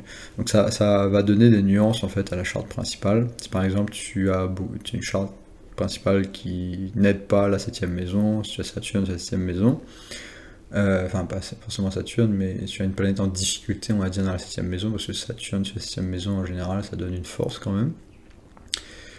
Ça donne une combativité d'ailleurs, envers l'extérieur. Donc voilà pour la Saptamsha, qui est important pour les relations, pour les couples, etc., pour les femmes surtout, pour attirer un mari. Donc si par exemple tu veux savoir si potentiellement ta femme va aimer ses enfants, ou va être capable de s'occuper de ses enfants, en fonction de cette Saptamsha, on regarde par exemple Jupiter si elle est bien placée, parce que Jupiter est la planète la plus importante, une des planètes les plus importantes dans cette Saptamsha là. D'ailleurs, si on regarde bien, on n'a pas le chiffre 5, et en fait, le chiffre 5, il est dans cette Saptamsha, donc selon les techniques de Parashara, il dit que c'est redondant d'utiliser la cinquième division, qui en fait est incluse dans la 7e charte. Donc c'est pour ça que cette 7e charte elle est particulièrement importante d'une manière double, on va dire, parce qu'on a aussi la 5e charte à l'intérieur d'une manière symbolique. Donc c'est pour ça que Jupiter il est important, et aussi Saturne qui est lié au chiffre 7. Donc le chiffre 7 c'est la 7e planète Saturne, et Jupiter c'est la 5e. Dans la Navamsha, c'est Vénus qui est important, qui est le plus important. Vénus en exaltation ici, ça donne quelqu'un qui aime sa vie, qui aime son chemin de vie spirituel, et qui développe ça d'une manière constante. Et il est constamment en fait dirigé vers un mariage. Et un mariage, le mot mariage en védique, c'est pas que l'association avec ta femme, souvent c'est ça, mais c'est l'association en fait avec ton chemin de vie, la direction, par rapport à ta culture, etc., la manière que tu vis avec toi-même quand tu cherches à développer ta spiritualité. Donc ils appellent ça ashram en védique. Donc il y a cette symbolique de mariage. Et les planètes dans cette charte-là sont très importantes. Souvent, quand je fais des chartes où j'explique des personnalités, il y a de fortes chances que s'il y a des extrêmes dans cette charte-là, je regarde et je dis par exemple, par exemple sur la charte de Francis Lalanne, il y avait un Mercure en débilitation ici, ça montre que par rapport à son mariage et son chemin de vie, il a tendance à faire des choix naïfs. Parce que Mercure, c'est la capacité à vraiment voir ce qui se passe dans le concret et à prendre cette décision en fonction de ça. Donc c'est l'avocat qui fait des recherches en quelque sorte, ou les Sherlock Holmes, etc. Donc ici, dans le contexte de mariage, par rapport à la spiritualité. La Dasamsha, c'est lié au travail, donc c'est la 10e maison, l'équivalent de la 10e maison. Saturne est important dans cette charte, et le soleil, parce que c'est le leader. Ici on a un Mercure qui est exalté, donc encore ce côté mercurien qui ressort, donc le métier d'avocat, encore une fois, qui semble très fort. Il y a beaucoup d'exaltation de Mercure ici, hein. On peut regarder les dignités dans les Vargas ici, regardez Mercure, pas tant que ça, mais ici dans la 10e et la 12e, sont quand même des chartes importantes. Moi par exemple, j'ai pas ça dans la 10e ni dans la 12e. Donc ça pourrait expliquer pourquoi il est avocat. Dans la 16e, c'est lié au véhicule, parce que après 12, il faut faire des divisions. Donc après 12, on a 16, si on enlève, si on fait une division, on enlève 16 moins 12, on a 4, donc c'est lié au véhicule encore une fois. Donc c'est une sous-division, et les chartes après 12 sont pas dans le concret, ils sont dans le spirituel. Donc le véhicule, c'est le véhicule de ta vie, c'est ton corps, mais c'est aussi les véhicules, ta capacité à gérer les véhicules. Donc par exemple, quelqu'un qui est rallyman, je ne sais même pas si c'est un mot qui est français, mais bon, c'est pas grave. Quelqu'un qui aime conduire, ou qui a un métier qui est lié à la conduite, qui est par exemple ambulancier, ou qui est dans les transports, etc. tout le temps, qui conduit un camion, qui transporte des marchandises, qui conduit un bateau, qui conduit un avion, etc. Tous ces véhicules-là sont liés à cette charte-là. Donc, dans un certain contexte, là, par exemple, quelqu'un qui fait un métier qui est lié à ces véhicules-là, cette charte-là est importante. Ici, la Saturne en exaltation et Mercure qui est bien placé, donc ça confirme cette facilité peut-être à voyager à travers d'autres pays. Mais c'est pas la charte la plus forte que j'ai vue ici. Vénus, mais c'est quand même pas mal, Vénus en exaltation, c'est très bien ici, parce que Vénus, c'est les véhicules, c'est la richesse liée aux véhicules. Et donc les personnes qui ont Vénus, ici, ça donne des suspensions en fait dans les véhicules, et quand ils sont en train de voyager dans un véhicule, ils n'ont pas peur. Donc par exemple, les personnes qui ont le mal de mer ou le mal de transport en général, souvent ils vont avoir cette cette Shodasamsha, qui est faible, qui est en difficulté. Donc par exemple, un Vénus en Vierge avec pas mal de planètes en difficulté, en débilitation, ça va montrer cette incapacité à être dans un véhicule et d'être confortable en fait à voyager dans un véhicule. Et symboliquement, ça ne représente pas le véhicule lui-même que tu as, mais ton corps. Donc si tu as du mal à voyager avec ton corps, parce qu'avant les véhicules, Le véhicule le plus simple, c'est une chaussure, une paire de chaussures. Donc une paire de chaussures, si tu as du mal à être confortable dans tes chaussures, ou à chaque fois tu as du mal à acquérir des véhicules, mais où que dans ton corps lui-même, tu as du mal à déplacer ton corps spirituellement d'un endroit à l'autre, on va dire, c'est lié à cette Shoda Shamsha. Donc c'est pour ça que c'est lié au chiffre 4. Donc le 4, ça donne un ancrage à la terre, comme la quatrième maison. Donc on voit en fait, à chaque fois qu'on utilise la symbologie des Vargas, et plus on maîtrise cette numérologie, plus on va comprendre, on va pouvoir expliquer chaque sous-division. Donc ça c'était pour la Shoda Samsha. Après on a ensuite la Vish Samsha, qui est la 20e division. Ici on a Vénus en taureau, qui est pas mal. Et le reste est plus ou moins neutre. Donc ça va, c'est pas mal quand même. Et ça, c'est lié au chiffre 8. Donc ça, c'est la prière, etc. Donc les personnes qui ont cette charte-là fort, c'est un peu la loi d'attraction en fait. Les personnes qui naturellement vont attirer des choses ou vont travailler dans ce domaine-là. Par exemple, je connais quelqu'un qui travaille dans ce domaine-là, le domaine de la manifestation. Et dans cette charte-là, il a au moins 3-4, je crois que presque toutes ces planètes sont très bien placées. Et du coup, c'est devenu son métier en quelque sorte par rapport au fait que cette charte-là, elle est très très forte. Donc c'est une sorte de guérisseur par rapport à, quand je dis la prière, ça peut être les mantras, ça peut être la loi de manifestation, ça peut être attirer des choses qui permettent d'augmenter ou de trouver tes défauts et de te remettre en question. Donc c'est le chiffre 8. Chiffre 8, c'est la transformation après la mort de l'ego. Chiffre 7, la mort de l'ego. Le chiffre 8, c'est la transformation. Dans cette charte-là, la planète la plus importante, c'est Jupiter. Donc d'avoir Jupiter en Cancer, par exemple, dans cette charte-là, c'est très bien. Ici, c'est pas le cas, donc sa charte, elle est pas mal, parce que Vénus est quand même bien. Mais le reste, ça va dire que c'est plus ou moins neutre. La Chattoavi Shamsa, donc il y a un autre 12, est lié à l'intelligence. Et c'est une charte qui est vraiment pas facile à comprendre, que je ne maîtrise pas, et qui est souvent, enfin, qui donne des résultats assez ambivalents. Donc il y a cette charte-là peut-être elle est mal calculée, ou il y a différents calculs à faire, et d'après mon prof, elle est très difficile à utiliser, donc je la maîtrise pas vraiment. Mais ici, on voit Vénus en exaltation. Le fait que c'est lié à l'intelligence, c'est Mercure qui semble être la planète la plus importante ici, donc Mercure en exaltation par exemple.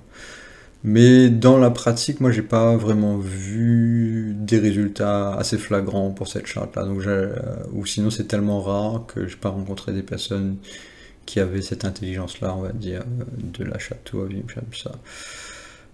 Ici, la Vénus en exaltation. La Bamsha, c'est lié au chiffre 3, donc 24, donc là on arrive dans des additions un peu plus compliquées, donc 12 plus 12, ensuite il reste 3, donc c'est le chiffre 3 qui est lié à Mars. Donc c'est un peu comme la Drekena, on peut utiliser cette charte-là comme la Drekena. D'ailleurs, j'ai pas trop expliqué la Drekena ce que c'est, mais la Drekena c'est lié aux frères, c'est lié à la combativité, c'est lié à l'action, etc. Le courage qui est lié à Mars aussi. Donc plus il y a des planètes ici, donc on voit ici qu'il y a le Soleil en exaltation, Jupiter en Poisson, donc on a quelqu'un de courageux ici. Une très belle Bamsha d'ailleurs. Quelqu'un qui est courageux et qui prend des risques, et des bons risques, et qui est combatif d'un point de vue martien. Donc ça explique peut-être pourquoi il arrive à aller dans des shows télévisés comme chez Aluna et à avoir cette combativité en fait et rester humble enfin humble qu'il arrive en fait à se démêler de ses ennemis malgré tout.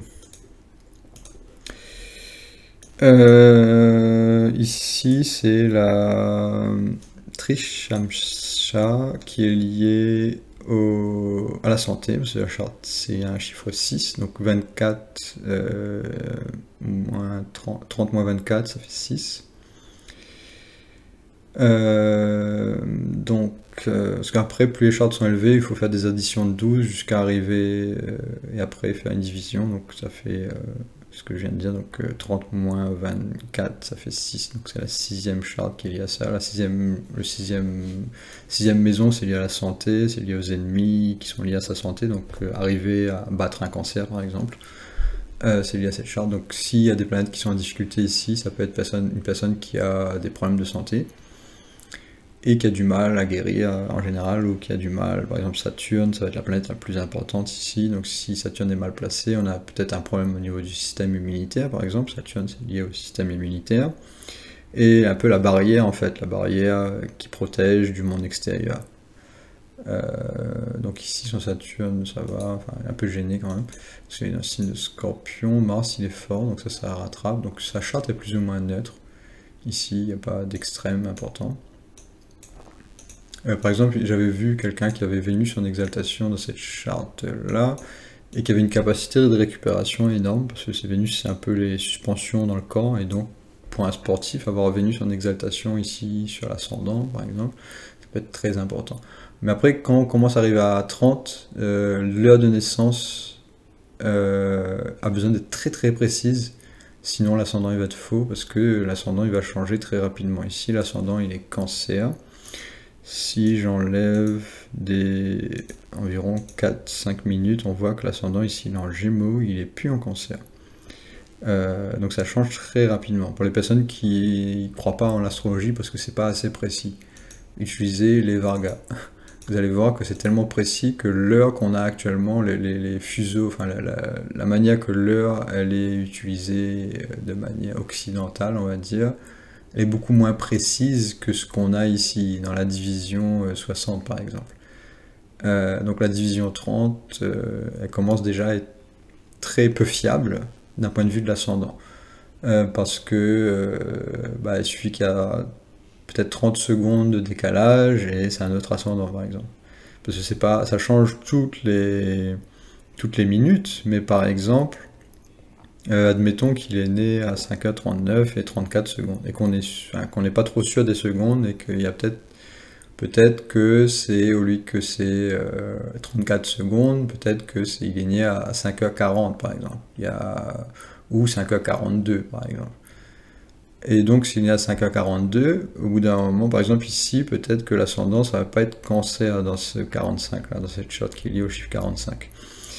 Donc si par exemple, on met une minute en plus ici, donc ça change pas ici, mais peut-être que ça a changé dans une autre charte. Une minute, non, ça n'a pas changé ici.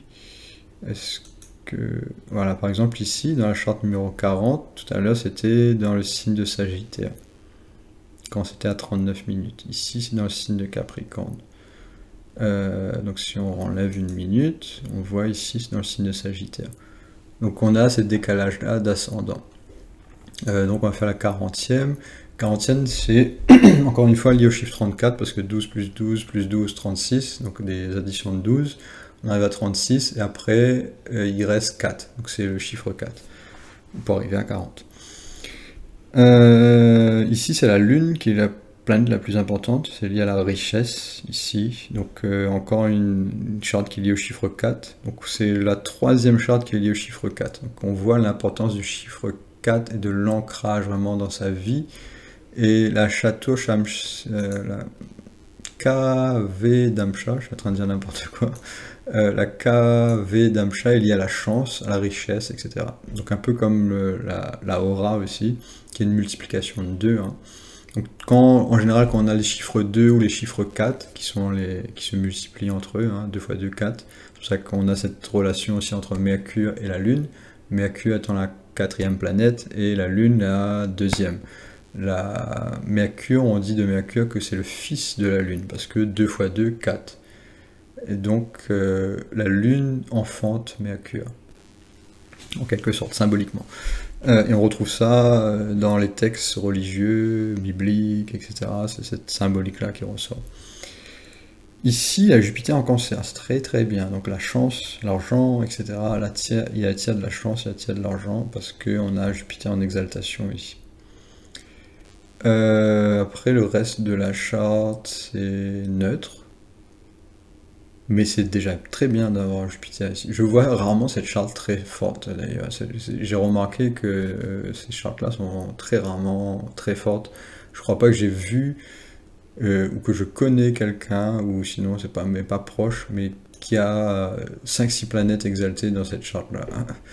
Ou sinon les autres charts sont pas top et du coup ça ne supporte pas non plus. Si par exemple tu as sur la quatrième maison, par exemple, admettons que tu as Saturne, Mars, ou une conjonction très difficile, ou plein de planètes. Généralement, quand il y a plein de planètes, il y a toujours quelque chose qui va gêner, parce qu'il y a toujours un ennemi. Enfin, c'est comme si tu mets 5 personnes dans une maison et tu leur dis de vivre ensemble, il y aura toujours un conflit entre certaines personnes.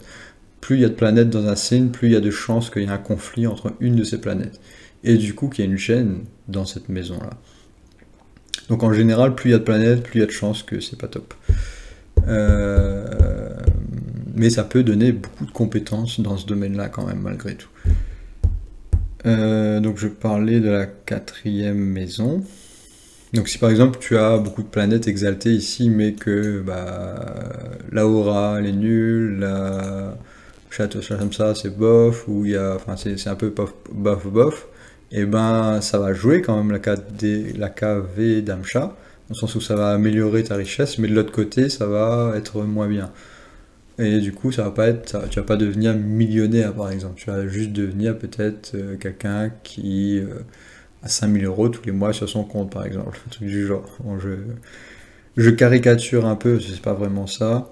Et ces chartes-là, en fait, sont très peu utilisées parce que très peu de personnes les connaissent et que ça prend vraiment beaucoup de temps d'aller dans tous ces détails-là. Déjà là, je suis à 1h10 et j'ai même pas encore fini les autres chartes. Donc ici, on a le chiffre 45. Je vais faire une pause dans la vidéo et je vais finir ensuite par les deux dernières.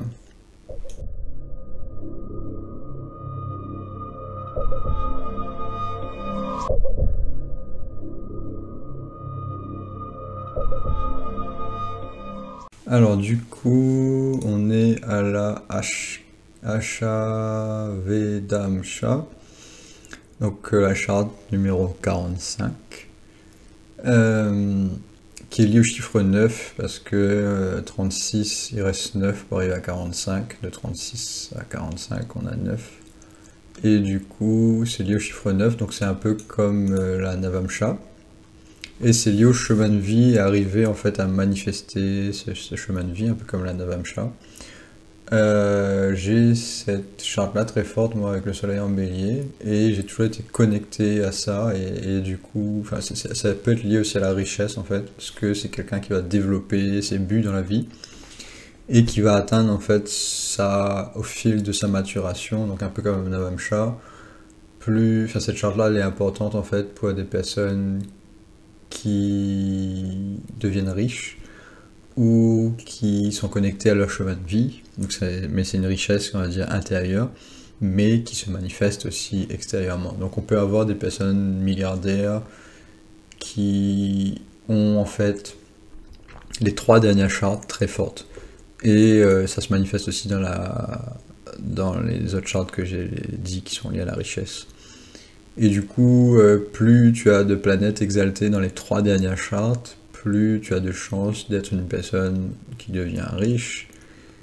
Et en général, quand ces chartes-là sont fortes, la personne ne va pas aller demander à un astrologue est-ce que je vais devenir riche en fait, parce que la personne le ressent intérieurement qu'elle est destinée à faire de grandes choses.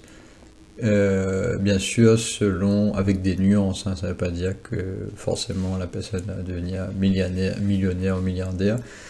Mais par exemple, je regardais les chartes de personnes qui ont beaucoup de planètes exaltées dans la dernière charte, qui est la Shashtiamsha, et une des chartes les plus importantes selon moi. Donc par exemple, Jupiter en exaltation ici. Enfin, toutes les planètes sont importantes dans cette charte-là. Il n'y a pas il n'y a pas de préférence en fait, toutes les planètes sont importantes. Et on peut lire cette charte comme la première charte. Donc toutes les techniques qu'on utilise dans la charte numéro 1, qu'on appelle ça Rashi en védique, on peut utiliser toutes ces techniques-là dans cette charte-là. Donc c'est un équivalent. On peut faire ça aussi avec la charte numéro 30 et la Navamsha. Mais enfin la Navamsha c'est un peu moins... c'est pas vraiment... Enfin non, c'était la... Pardon, la Dwada Samsha. Je me suis trompé, pas la Navamsha. On peut utiliser comme si c'était la charte normale. Du coup, ici, ça va vraiment, enfin, ça va représenter le moment où la personne meurt. En gros, au moment où tu meurs, si par exemple tu te sens très très bien, cette charte-là, il y a beaucoup de planètes exaltées. Et en gros, ça donne des personnes qui ont une sorte d'exaltation spirituelle, parce que au moment de leur mort, enfin, d'un point de vue des textes religieux. Et ce qu'on voit aussi parfois même dans les dessins animés, par exemple, où une personne meurt debout, elle se sent tellement bien au moment de sa mort qu'elle reste comme figée, on va dire, et qu'elle est exaltée, on va dire, au moment de sa mort, et on a vraiment ce moment de transcendance. C'est comment il s'appelle lui? Une des vidéos que j'ai fait sur la spiritualité. Il expliquait le moment de la mort, etc., où les personnes, ils ont ce corps incorruptible, au moment où ils meurent, le corps ne périt pas. On a beaucoup d'exemples de ça dans diverses religions, de personnes qui ont ce corps incorruptible. Et ça représente en fait cette charte-là, la Shashti Amsha. Donc plus il y a de planètes dans cette charte qui sont exaltées, plus il y a de chances que tu as affaire à quelqu'un qui est spirituellement très très doué en fait, qui va avoir une ouverture d'esprit sur la spiritualité et qui va travailler là-dessus toute sa vie en fait, comme si en fait il avait ce fil invisible qui le guidait et qui l'envoyait dans cette direction-là d'exaltation spirituelle, on va dire. Par exemple dans les textes védiques, si on lit certains passages, ils disent que le plus important, c'est ta naissance, le moment où tu nais et le moment où tu meurs. Et le moment où tu meurs va représenter en fait ta future réincarnation, en quelque sorte. Et du coup, c'est pour ça que cette charte-là, elle est aussi importante que la première charte. Et que c'est la dernière division qui est importante. Après, on a aussi d'autres calculs hein, en védique, il n'y a pas que celui-là. Moi, c'est la méthode que je suis. J'avais vu par exemple sur Internet des divisions de 168, etc. Après, il faut utiliser sa logique pour arriver à déduire qu'est-ce qui est le plus important. Ici, c'est les calculs... Putain, je vais recevoir combien de messages? Ici, c'est les calculs qui sont liés à Parashara, en fait. Parashara dit que les autres divisions existent, mais que ces autres divisions-là vont refléter la même chose, en fait, que ces principaux calculs. Donc ça, selon lui, c'est du surplus, par exemple, d'utiliser la division 59, ou 58, ou 55, parce que toutes ces divisions-là existent aussi. Mais on ne les utilise pas en fait. Par exemple, on passe de 45 à 60. Donc ça veut dire que de 45 à 60, toutes ces divisions-là n'existent. Enfin, c'est pas qu'elles n'existent pas, c'est qu'on les utilise pas parce que ça va être redondant et ça va montrer en fait la même chose, va être vue dans une autre charte en fait, dans une autre division. Par exemple, dans la plus connue qui n'est pas utilisée, c'est la 5. Bien sûr, on peut, avec ce logiciel-là, utiliser la 5, hein, c'est la Pachamsa, donc là par exemple on a Jupiter en Capricorne, qui est faible, et on pourrait dire par exemple que spirituellement, au niveau de la Pachamsa, que je n'utilise jamais, qu'il a un Jupiter en débilitation, donc ça veut dire que spirituellement il y a des gènes, sachant que dans cette charte-là, normalement Jupiter est la planète la plus importante. Donc d'un point de vue symbolique, on peut utiliser ces chartes-là si vraiment on en a envie, même si on ressent le besoin, et peut-être qu'elles sont importantes quand même. Hein. Ici, Jupiter, il n'est pas en débilitation par contre. Mais on a Saturne qui est pas fort. Donc voilà, je pense que j'ai fait le tour. Mais on peut continuer quand même sur la 60e charte qui est la plus importante. Donc, par exemple, si on veut prédire le métier de la personne, cette charte-là est importante. Donc si on regarde par exemple ici la Lune, si on avait une charte précise à la seconde près, on regarderait par exemple la Lune ici elle est à côté de Vénus et à côté du Soleil, et que ces planètes-là sont neutres. Mais admettons qu'on avait un Vénus en exaltation, ou ce genre de choses-là, on aurait une personne qui serait plus spirituelle. Voilà. Peut-être par exemple, là on peut tester, hein, on rajoute des minutes, on voit que l'ascendant il change, par exemple, en fonction de la minute, on peut avoir l'ascendant sur, par exemple, avec Jupiter, par exemple, avec Raoult ici, on peut avoir l'ascendant avec le Soleil, Vénus et la Lune, qui n'est pas extraordinaire ici parce qu'on n'a pas de planète très très forte, même si le Soleil il est quand même bien ici, mais ça va dire que c'est plus ou moins neutre, on va dire quand même. La planète la mieux placée ici, ça va être le Soleil et Jupiter.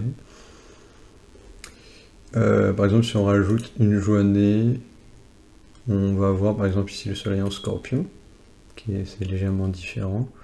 On enlève des heures, Vénus. Ici on a la Lune en Cancer, donc potentiellement on pourrait avoir une Lune en Cancer ici. La Lune, c'est une des planètes qui change le plus rapidement de signe, hein. Donc ici on voit par exemple la Lune en Taureau, c'est très bien aussi. Donc s'il serait né à 21h23, on aurait la Lune en Taureau, ici on aurait un côté spirituel mieux que ce qu'on aurait vu. Ici Mars en Scorpion, c'est bien aussi. Donc ici par exemple spirituellement, si on voudrait avoir quelqu'un de spirituel, ce serait beaucoup mieux d'avoir cette charte là que s'il serait né le matin par exemple. Donc le matin, si je reviens le matin, je regardais la carte de truth pour voir si je me suis pas trompé d'heure, oui c'est ça. Merde, je suis pas dans le bon... oui, j'étais dans le main screen ici. Donc donc j'avais dit que tout à l'heure la Lune était en Taureau. J'avais vu Corneille, le chanteur, qui avait la Lune en Taureau dans cette charte-là, et dans ses musiques qui parlent du côté femme, du côté amour que apporte la Lune en Taureau d'un point de vue spirituel. Donc si on veut voir un exemple de ce que j'ai fait sur une personnalité connue, on peut regarder la vidéo que j'ai fait sur Corneille, le chanteur que j'aime bien et que je trouve qu'il fait des belles musiques.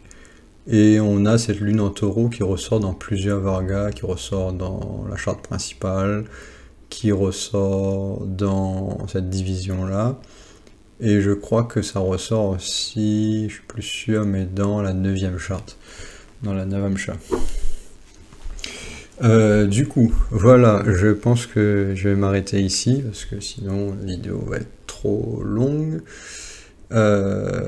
Et du coup, voilà, merci d'avoir regardé, et à la prochaine.